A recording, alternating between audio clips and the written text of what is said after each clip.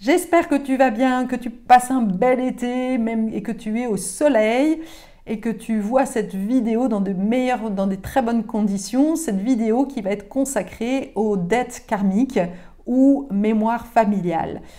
C'est la même chose. Je suis Carole Le Picard, je suis chamane et j'accompagne les hauts potentiels, les hypersensibles à justement dépasser toutes les mémoires, tous les blocages qui t'empêchent de te réaliser pleinement et de développer tout ton plein potentiel. Alors dans cette vidéo, on va à la fois comprendre qu'est-ce que c'est qu'une dette karmique et en donner la définition. Je vais donner deux définitions, deux exemples en fait de mémoire familiale qui peuvent te bloquer et tu vas voir qui sont très en lien avec ce que l'on vit en ce moment et qui peuvent résonner en toi. Alors surtout, n'hésite pas à me mettre un petit commentaire si ça te parle, si ça t'a aidé en fait à comprendre pourquoi tu étais bloqué dans ta vie. Ça me réjouit à chaque fois de sentir que mes vidéos ont un impact puisque c'est vraiment mon intention première, c'est de faire en sorte que, eh bien, avec les mots, avec mes propositions, que tu puisses mieux te comprendre et trouver qui tu es vraiment. Alors, qu'est-ce que sont les dettes karmiques et les mémoires familiales? Ou aussi la loyauté, moi je parle souvent de loyauté familiale parce qu'on est loyal finalement à un fonctionnement, à un schéma qui se répète de génération en génération. Et pour moi, le haut potentiel et l'hypersensible, enfin voilà, je mets tout le monde dans le même paquet, même si je sais qu'il y en a certains qui séparent, mais bref, peu importe, on s'en fout. L'important c'est de voir que pour moi les personnes en tous les cas qui sont en résonance avec moi sont là justement pour casser les chaînes familiales et passer un cap de conscience, devenir une meilleure version de l'humain. Ça pour moi c'est une évidence. Alors la mémoire familiale, c'est un excès. Il y a deux façons de voir les choses. La première, c'est soit tu crois comme moi à la réincarnation, et donc à l'idée que nous sommes une âme qui venons s'incarner sur Terre pour faire l'expérience du divin en nous, de nous rapprocher le plus possible d'une version améliorée en fait de l'humanité, et que on fait des expériences, mais que y a des expériences qui sont réussi et puis d'autres où en fait on se retrouve face à une limite qu'on n'arrive pas à dépasser et donc on va se réincarner la fois suivante dans des conditions on va dire supérieures pour nous permettre de faire l'expérience, une expérience encore plus réussie et dépasser justement les blessures de l'humanité et on va dire les défauts, j'aime pas trop ce mot-là, mais voilà, les limitations de l'humanité et surtout eh bien, toutes les figures de l'ego. C'est surtout ça en fait, hein. C'est dépasser être plus en alignement avec notre soi supérieur et ce que demande l'âme. Donc, soit tu crois à ça, et donc la mémoire karmique, c'est ce avec quoi tu reviens en fait dans cette vie-là, comme bagage, on va dire, comme choses qui n'ont pas été réalisées, qui n'ont pas été accomplies dans d'autres vies, ce dont tu as souffert dans d'autres vies et que tu vas venir dépasser. Voilà, comme dans un jeu vidéo, eh bien, il y a des niveaux. Le premier niveau, tu peux par exemple être une femme qui est soumise à son mari. Oui, c'est un peu l'histoire de la femme, hein, qui croit qu'elle est faible et qui va donc vivre une frustration du fait qu'elle met le bonheur de ses enfants et de son mari avant elle. Et donc, elle va se réincarner en 1969, par exemple, pour la petite histoire, dans des conditions où la mère va être déjà bien soumise et elle va revivre en fait une soumission, mais de manière très forte. Et à l'intérieur d'elle, elle va disposer de potentiel d'un feu intérieur qui va lui permettre justement de dépasser ce fonctionnement, ce schéma de soumission pour faire l'expérience de la souveraineté et d'une femme plus puissante et qui fait ses choix, qui prend des décisions et qui s'assume pleinement. Ça, c'est la première hypothèse. La deuxième façon de voir des choses, qui est plus rationnelle, si tu ne crois pas à la réincarnation, eh bien, c'est de se dire qu'en tant qu'humain, on est, et ça c'est prouvé par les sciences, donc ça devrait te convenir, c'est l'épigénétique, nous sommes issus d'un père et d'une mère, et quelque part, ces parents-là nous transmettent des gènes. Et donc, c'est comme si on avait à l'intérieur de nous une vibration identique à notre père et à notre mère. Et donc, de manière, on va dire, automatique, on fonctionne un peu comme un programme, un copier-coller. On va fonctionner de la même manière. Sauf que, comme on est là pour évoluer, le caractère génétique de notre évolution fait qu'on a aussi, en plus des gènes de nos parents, des gènes qui vont être là pour améliorer les choses, pour aller au-delà en fait de ce qu'ont fait nos parents. Et donc, les parents vont représenter des comportements, vont avoir des comportements excessifs. Et donc, on est là, nous, pour justement changer ça, réharmoniser. J'ai envie de dire, c'est comme si tes parents, et si tu vois tes parents parfaits, déjà, je peux t'assurer que tu n'y vois pas bien clair, qu'il va falloir changer de lunettes, parce que nos parents ne sont pas des dieux, et que le premier travail à faire, c'est justement de voir en fait leur imperfection. Et là, il y a deux manières. Soit on sait, on peut pas faire, on a l'impression qu'on ne peut pas faire autrement, de faire la même chose, ou on s'est construit en opposition. Mais il faut bien se rendre compte que si tu t'es construit en opposition de tes parents, eh bien, tu vas aller voir l'extrême, mais tu vas jeter le bébé et l'eau du bain avec. Et donc, il est probable que tu retombes en fait dans cette mémoire familiale, mais avec l'autre excès. Par exemple, si pour reprendre mon exemple, tu as une mère, par exemple, qui a joué un rôle de soumission, qui n'a pas pris sa place dans le monde, ni dans le couple, ni tout ça, ou l'inverse, le père, par exemple, le père étant synonyme de la partie de l'action. Eh bien, si par exemple ton père n'était pas suffisamment dans l'action, toi tu peux te dire, non, moi je ne veux pas ressembler à mon père ou à ma mère, souvent c'est la mère, je ne veux pas ressembler à ma mère, je ne veux pas être soumise, donc je vais au contraire dominer tous les hommes. Ça peut être voilà, l'excès inverse et qui va faire que tu ne comprends pas pourquoi tes relations amoureuses ne fonctionnent pas. C'est un exemple. Donc, en réalité, les parents donc, disposent en fait d'excès. C'est comme si tu comprends que tes parents, quand ils vont mourir, ils vont te donner un héritage, en espérant que tu aies un peu de chance. Avec de la chance, tu vas hériter de l'argent. Eh bien là, il y a un héritage matériel, une maison ou n'importe quoi, mais il y a aussi l'héritage émotionnel. Et ça, il n'y a pas besoin qu'ils meurent pour qu'ils te le transmettent, puisque tu as été élevé par tes parents, et encore une fois, avec les gènes, eh bien, il y a de fortes chances que tu aies récupéré, sans même t'en rendre compte, les mêmes valises trop lourdes, en fait, le même fardeau de tes parents. Et donc, le travail que l'on fait ensemble, le travail thérapeutique, ça va être déjà de prendre conscience des blocages, des mémoires familiales et de voir comment s'en débarrasser. Et je vais, de ce pas, te donner deux exemples de différentes mémoires familiales et de comment t'en débarrasser. Alors, la première mémoire familiale, c'est une mémoire familiale liée au travail. Celle-là, on la trouve beaucoup en ce moment dans notre génération.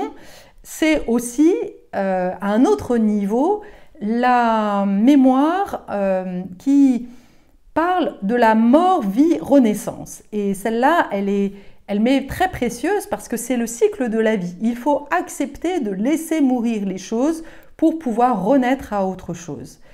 Donc, dans cette mémoire familiale, eh bien, tu as des parents qui ont soit fui leurs responsabilités, donc qui ont rejeté justement quelque part la qualité de travail, ou au contraire, et c'est souvent le cas en fait chez les hauts potentiels, qui ont au contraire oublié de vivre. Enfin, en fait, il y a un peu les deux.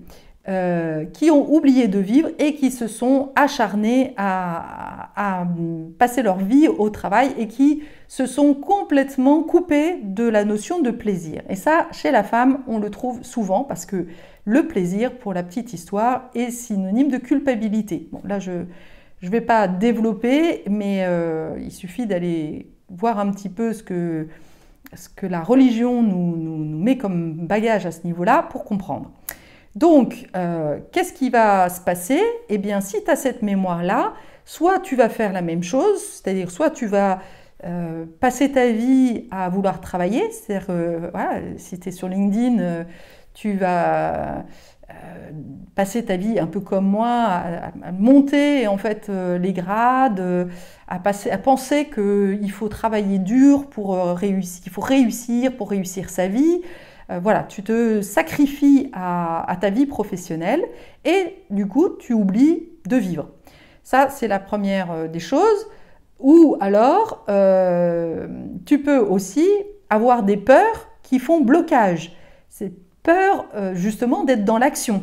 Ça peut être la peur d'être ridicule, la peur du rejet, la peur de l'injustice, qui font que quand tu vas vouloir poser une action et surtout quand tu vas te rapprocher de ta zone de génie, c'est là où les peurs vont complètement se lever, puisque on parle de la réalisation de soi. Et là, quelque part, eh bien, en te réalisant pleinement, tu vas couper avec cette loyauté de sacrifice, parce que tu vas prendre ton pied en travaillant.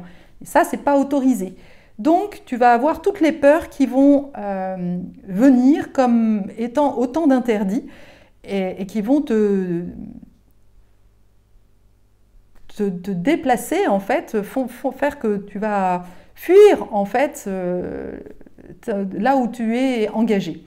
Et puis, ça peut se manifester aussi par de la culpabilité, de la dévalorisation. Je suis nulle.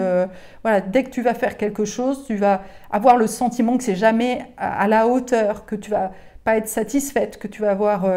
vivre des expériences où tu auras l'impression de ne pas être à la hauteur, alors que c'est ta façon de voir les choses, tu te positionnes en tant que victime. Et donc, comment faire pour, si tu te reconnais en fait dans ces différents schémas-là, soit le fait de fuir tes responsabilités ou au contraire d'oublier de vivre, eh bien, il va falloir trouver le juste équilibre. C'est-à-dire à la fois donner du temps au travail et à la fois de donner du temps aussi à l'oisiveté, au plaisir, à ne rien faire. Parce que le processus créatif passe aussi par de la contemplation, la méditation. Et donc, si tu ne prends pas le temps non plus de te faire du bien, en fait, de te libérer la tête, eh bien, il y a fort à parier que tu n'arriveras pas, en fait, à te mettre dans l'action parce que tu revivras justement cette mémoire familiale. Donc, il y a vraiment un équilibre à trouver. Si, à l'inverse, tu sens que tu n'es pas dans l'action et que les choses te font peur, et là, par exemple, moi, je sais que quand j'ai commencé à me lancer donc dans mon activité, que j'ai voulu faire un webinaire, par exemple, mon premier webinaire, j'étais dans le faire, j'étais sur mon PowerPoint, je passais ma vie à faire de PowerPoint, mais j'étais dans mon mental et je n'arrivais pas en fait à me lancer, à vraiment réaliser, me poser une date et le faire, quoi. Et donc à ce moment-là, j'ai compris qu'il fallait que je pose une date, que je me mette une échéance. Et à ce moment-là, mon esprit, à un moment donné, il a arrêté de se poser la question, d'être un peu un esprit tyran, parce qu'il y a un tyran à l'intérieur de toi, si tu te reconnais dans cette mémoire familiale, un tyran qui te dit que c'est jamais assez ou c'est trop. Et donc du coup, c'est bien de se poser une échéance, et comme ça, et de faire, et d'accepter de ne pas être parfait. Ça passe par ça. L'important, c'est de réaliser et de commencer à développer des expériences, puisque c'est à force de faire que tu deviendras meilleur. On dit souvent que pour devenir un expert, il faut 1000 heures en fait de réalisation. Donc tu comprends que si tu démarres une nouvelle activité, eh bien c'est normal que tu ne sois pas un expert tout de suite. Donc il y a un côté bienveillant aussi à avoir. Et puis dernier point qui est super important, avant-dernier point, c'est par rapport aux peurs. Les peurs, en fait, c'est vraiment un système pernicieux du mental. C'est une manipulation du mental pour t'empêcher justement d'aller dans l'action. Et ton mental, qu'est-ce qu'il fait? Il va aller chercher dans tes expériences passées tout ce qui va peser dans ta balance pour te dire non mais ça va pas marcher. Donc, tu vas anticiper le pire, et souvent les hauts potentiels sont très très doués pour vraiment nourrir cette anticipation du pire, maintenant, prévoir toutes les possibilités et surtout, encore une fois, tout ce qui peut se passer de pas bien. L'idée, c'est de passer d'anticiper le pire à prévoir le meilleur. Et du coup, d'aller imaginer, d'aller vraiment projeter sur une image mentale, sur un film mental, comment ça pourrait se passer au mieux. Et d'alimenter en fait ça, de nourrir ça, de même l'écrire, de se dire comment tu rêverais que ça se passe, de le lire et de le sentir au plus profond de toi. C'est la loi de l'attraction. À partir du moment où tu commences à ressentir que c'est possible, tu peux aussi aller chercher dans ta bibliothèque, à l'intérieur de toi, toutes les situations, toutes les choses que tu as réalisées qui se sont bien passées, les fois où tu as pris des initiatives et que ça s'est bien passé, pour justement contrebalancer.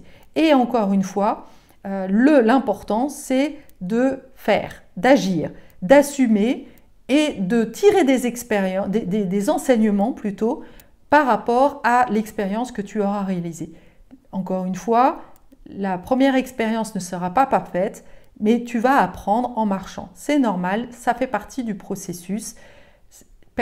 Il suffit d'écouter, moi j'aime bien écouter Martin Latulipe qui explique, ou François Lemay qui explique leur première conférence, comment c'était archi nul. Bon ben voilà, ils ont fait et refait, et c'est en se relevant qu'on devient meilleur ou moins pire, voilà, à voir, mais en tous les cas, nous en tant que femmes, on a vraiment à travailler notre confiance en nous, notre légitimité, parce que souvent elle n'a pas été nourrie dans notre enfance, et surtout, d'ailleurs, femmes ou hommes, les hypersensibles, les hauts potentiels ont été plutôt critiqués, dévalorisés, voire même humiliés. Donc c'est à nous de nourrir et de trouver des personnes, soutien aussi, pour pouvoir nous aider, nous mettre sur les rails et avoir ce côté vraiment bienveillant. Autre élément qui peut aider à passer de la peur à l'action, c'est d'honorer. Quand on est dans les peurs, il faut savoir que le type de personnalité qui est aux commandes, c'est le type de persévérant. Et le persévérant, il a besoin d'être reconnu pour ses opinions et il veut être exemplaire. Il recherche cette exemplarité. Et Dieu sait si les hauts potentiels sont très exigeants par rapport à cette exemplarité. Le grand défaut en fait du persévérant, c'est qu'il ne sait pas honorer les réalisations.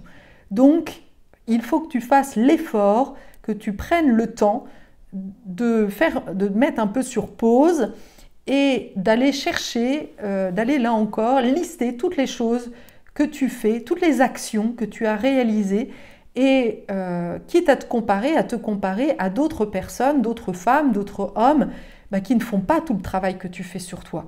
Parce que ça, ce qui est sûr, c'est qu'il n'y en a pas beaucoup de personnes qui sont aussi tenaces que toi, qui passent autant de temps à comprendre comment tu fonctionnes, à dépasser justement tes problématiques, tes blessures, à dépenser de l'argent, à t'engager dans des choses. Et ça, c'est vraiment important que toi-même, tu honores ça, que tu sois là, pour le coup, ta bonne mère intérieure, ton bon père intérieur, des bons parents intérieurs. Et c'est ça aussi qui va te redonner ce socle, en fait, dont tu as besoin de sécurité à l'intérieur de toi pour passer à l'action, pour oser avoir l'audace de poser des actions, d'aller réaliser tes rêves. Voilà, ça fait partie donc de la mémoire karmique, de la dette karmique du travail. Deuxième mémoire familiale, c'est la 14. Donc la mémoire familiale 14, la dette karmique 14, c'est celle qui parle de la liberté. Donc c'est la situation où tu es venu dans une famille où il y a eu trop de liberté ou pas assez de liberté. Et donc là, c'est la partie qui va être à équilibrer, le personnage, en fait, l'archétype à équilibrer à l'intérieur de toi, c'est la part de l'enfant. C'est la partie spontanée. Et l'enfant, il adore la liberté, il est en recherche de liberté, il adore la spontanéité, mais souvent, son travers, c'est la responsabilité. Et là, on va aller à la recherche, à la compréhension du type de personnalité du rebelle dans la process communication. C'est ce type de personnalité qui va nous aider à comprendre justement cette mémoire karmique de la liberté. Et donc là, comment ça se manifeste? Eh bien pareil, ça va être dans les deux extrêmes. D'un côté, il va y avoir le côté hyper impulsif, c'est-à-dire l'enfant qui est curieux de tout, qui est séducteur, qui est dans l'irresponsabilité, qui est dans l'innocence et qui est curieux de tout, voilà, qui veut goûter à tout, mais qui ne va pas être, voilà, qui va pas être responsable. Et à l'inverse, ça va être l'enfant dépendant, soumis, c'est l'enfant soumis. D'un côté, c'est l'enfant rebelle, de l'autre côté, c'est l'enfant soumis qui se sent très insécure et qui peut tomber dans l'addiction. Donc, cette mémoire, elle va s'exprimer comment? Eh bien, trop de pulsions, trop d'écoute de ces pulsions. J'ai envie, j'y vais. Mais si j'ai envie un coup, ça peut être aussi justement dans les addictions, addictions sexuelles. J'ai envie d'une femme et je change tous les 4 matins. Je ne peux pas résister à tromper mon compagnon, ma compagne. Voilà, ça se retrouve là-dedans. Envie de tout expérimenter, besoin de se mettre en danger. Ça, c'est l'enfant rebelle, en fait, qui se manifeste, qui a besoin d'expérimenter la liberté. Mais finalement, on va le voir qu'à force de vouloir goûter à tout, eh bien finalement, il devient dépendant, en fait, de ses pulsions. Et il n'est absolument pas libre, parce qu'il est prisonnier, en fait, de ses pulsions.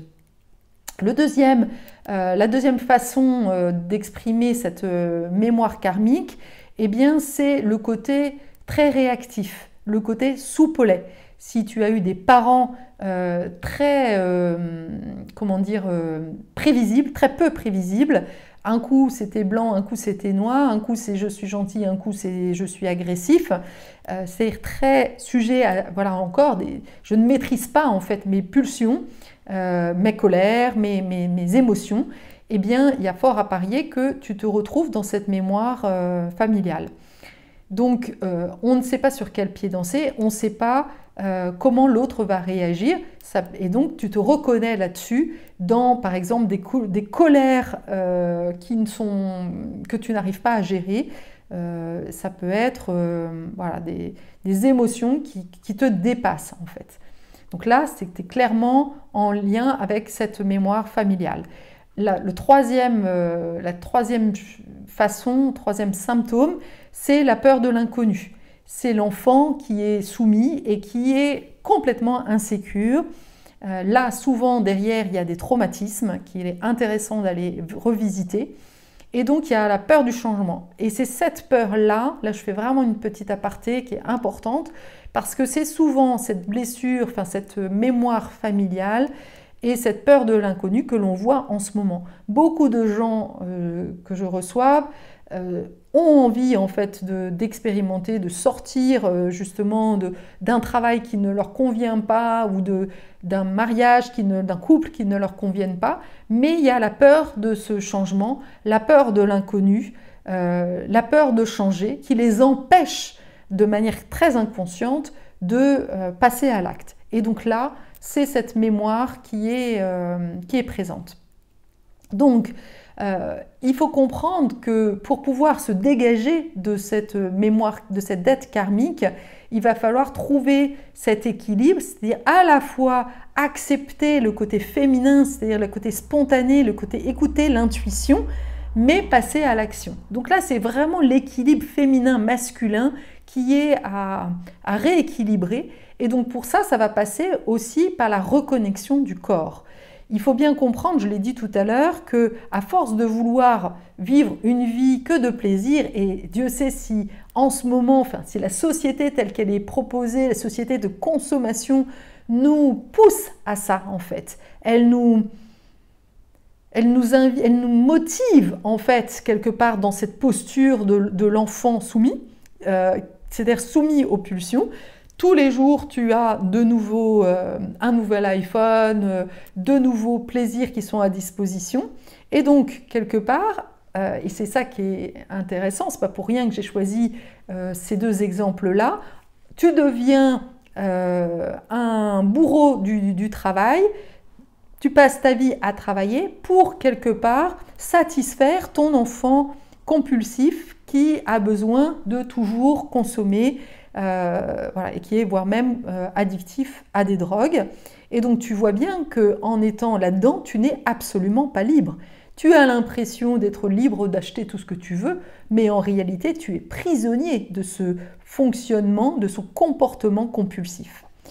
Donc là, c'est vraiment important de le prendre en compte et que, à force de vouloir vivre la vie par tous les bouts, eh bien, tu vas en perdre la santé. Et d'ailleurs, souvent, le corps commence à se manifester. En tous les cas, c'est mon expérience. J'ai été aussi dans ce tourbillon en fait de l'humain prisonnier en fait de ce schéma de consommation. Et il y a un moment donné, mon corps a dit stop en fait, parce que je n'étais pas assez alignée et que je n'étais plus à l'écoute en fait de mes vrais besoins, de mon besoin, de mon moi supérieur et de ce pourquoi j'étais venue sur cette terre. Donc ça, c'est vraiment important de faire des pauses, d'arrêter de consommer, de voir en fait est-ce que tu peux arrêter d'acheter. Qu'est-ce que ça te fait? Est-ce que c'est simple ou pas? Déjà, c'est un premier test. Voilà. Donc ça, c'est vraiment important. Il faut comprendre aussi que tout ce qui touche à l'impulsivité, que ce soit voilà, compulsivité de l'achat ou aussi émotionnel, si tu es impulsif, si tu n'arrives pas à maîtriser, à contrôler tes émotions, eh bien derrière, il y a un manque de maturité. Donc il va falloir que tu prennes conscience justement de ton fonctionnement et devenir plus adulte. La question à ce moment-là qui est intéressant à se poser, c'est que cherches-tu à fuir? Que cherches-tu à fuir? Quelle image de toi-même as-tu? Parce que si tu consommes, si tu es tout le temps en train de croire que c'est l'extérieur, le fait d'acheter qui va alimenter en fait ton image de toi, tu vois bien que tu n'es plus du tout en connexion avec ton toi à l'intérieur. Qui es-tu vraiment? Donc là, il y a vraiment un travail à faire et de voir si, justement, à la source de ce problème-là, il n'y a pas resté bloqué un enfant traumatisé, un enfant qui a été dévalorisé, un enfant qui n'a pas été reconnu pour ce qu'il était, dans sa beauté, dans sa nature divine. Et donc là, il y a vraiment un travail en profondeur à réaliser. Et puis, se poser la question d'être face justement à cette inquiétude, face à l'avenir, qui est finalement liée souvent à un manque de sécurité en fait intérieure. Le manque de sécurité matérielle, si tu as peur de manquer, c'est que finalement, il y a à l'intérieur de toi un manque de sécurité intérieure. Et là, il va falloir remplacer ce manque extérieur par une sécurité beaucoup plus profonde. Et donc, te poser la question, qu'est-ce que tu préfères? Est-ce que tu préfères être comme un espèce de mort-vivant, complètement addict de ses pulsions, mais riche, et d'ailleurs tu ne seras jamais très riche parce que justement la société va tout te bouffer, ou être pleinement vivant, mais dans une situation peut-être un petit peu moins confortable, et de traverser en fait cette peur de manquer.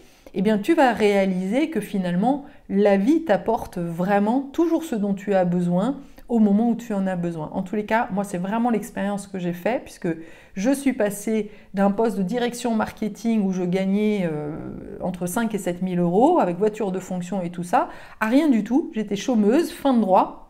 Heureusement j'étais propriétaire, mais le jour où j'ai vendu ma maison, je peux t'assurer que j'étais pas très fière et que j'en menais pas large. Et c'est en traversant cette peur-là, peur de me demander où est-ce que j'allais pouvoir me loger, parce que j'avais plus de CDI, donc du coup qui dit plus de CDI dit t'as pas le droit, tu peux pas louer, puisque qui sont les propriétaires qui acceptent de louer sans garantie, même si ça paraît complètement hallucinant, parce qu'aujourd'hui, quel est le CDI qui est sécure? On n'en sait rien, mais peu importe, voilà, ça fait partie du modèle de notre société. Et donc de se raccrocher à la foi, à faire confiance que tout est juste et de faire confiance dans la vie, que finalement ça va bien se passer, eh bien c'est justement un vrai travail. Et là pour le coup tu grandis en fait. Tu passes de l'enfant qui a peur, de l'enfant soumis, à un adulte qui prend ses responsabilités, qui assume, bah oui, je n'ai pas mis les choses en place, donc j'assume, je dois vendre ma maison. Et du coup, je me remets en mode guerrière pour faire en sorte que ça se fasse, quoi. Et c'est là où j'ai activé vraiment mon masculin à l'intérieur de moi, mais un masculin non plus tyrannique et castrateur, mais ce que j'appelle le chevalier vaillant, en fait, celui qui se mettait à mon service et au service de ma grandeur.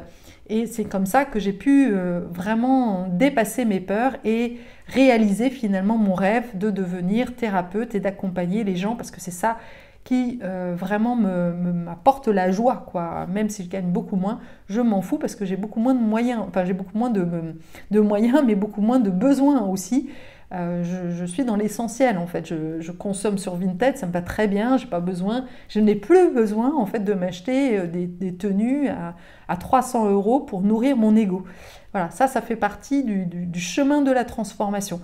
Ça ne veut pas dire que je suis pour la pauvreté. Au contraire, si je fais des prestations haut de gamme, c'est aussi parce que justement, pour moi, tout ce qui est justement le travail intérieur, le travail spirituel, a beaucoup de valeur. Mais voilà, je n'ai pas besoin de gagner autant. Voilà. Donc, ce qui est important, c'est de voir, de comprendre qu'est-ce qu'il y a derrière justement cette peur, ce trop de liberté ou de pas assez de liberté. Et peut-être qu'il peut y avoir aussi la peur de ressembler justement à une personne de ta famille. Soit quelqu'un qui a fui ses responsabilités, soit au contraire quelqu'un qui était trop dans le côté manque de liberté et qui gagnait beaucoup d'argent, donc du coup toi tu fonctionnes autrement. Donc ça c'est toujours intéressant parce que encore une fois on est souvent une espèce de réplique et de programme inconscient de nos parents sans même s'en rendre compte. Et c'est intéressant de réaliser que finalement, derrière, par exemple, je ne veux pas enfin, je n'arrive pas en fait à me lancer parce qu'il y a cette insécurité et parce que je n'ai pas envie de ressembler à mes parents, justement, qui gagnaient beaucoup d'argent, mais qui n'étaient pas alignés, qui n'avaient pas, qui dépensaient pour leur ego. Moi, j'ai pas envie de ressembler à ça, donc du coup, pendant longtemps, je me suis empêchée en fait de me réaliser parce que à la fois je continuais le fonctionnement et à la fois je ne voulais pas casser le schéma familial de dépenser beaucoup d'argent pour rien, quoi. Voilà. Donc j'espère que cette vidéo te sera utile, que tu comprendras que derrière, eh bien, souvent des frustrations, des insatisfactions, il peut y avoir justement des mémoires familiales qui jouent dans ton inconscient, et d'en prendre conscience, c'est très libérateur. N'hésite pas encore une fois à faire un commentaire, à liker et à t'enregistrer, à t'abonner à la chaîne si celle-ci t'apporte vraiment des éléments, des éléments pour ton bien-être et pour ton évolution. J'en serais ravie. Merci et à bientôt.